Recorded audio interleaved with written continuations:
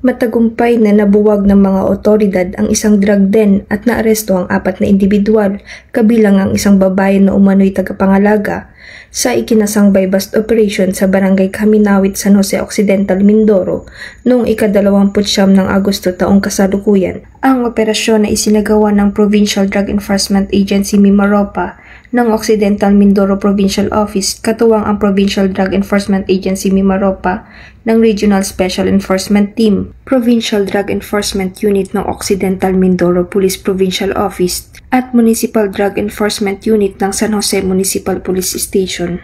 Nasamsam mula sa mga suspect ang tinatayang 8.3 grams ng pinaghihinalaang shabu na nagkakahalaga ng humigit kumulang 56,440 pesos batay sa Dangerous Drugs Board value, pati na rin ang iba't ibang drug paraphernalia. Ang mga suspect ay nahaharap ngayon sa kasong paglabag sa Republic Act 9165 o ang Comprehensive Dangerous Drugs Acts of 2002, particular sa Section 5, 6, 7, 11 at 12. Binigyang diin din ng mga otoridad na patuloy ang pinaigting na operasyon laban sa iligal na droga upang masugpo ang kriminalidad at mapanatili ang kapayapaan sa Occidental Mindoro.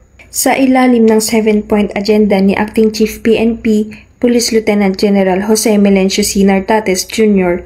at sa matatag na pamumuno ni Police Colonel Timoteo L. Spiritu Jr., Provincial Director ng Occidental Mindoro Police Provincial Office, higit na pinaigting ang kampanya laban sa iligal na droga bilang mahalagang bahagi ng malawakang laban kontra kriminalidad, isang direktiba na nakatuon sa disiplina, integridad at malasakit tungo sa isang mas ligtas at maayos na bagong Pilipinas. Mula dito sa Calapan City, Oriental Mindoro, ako po ang iyong Police News Network Correspondent, Patrolwoman Abigail V. Datu, alagad ng batas, taga-taguyod ng Balitang Pulis.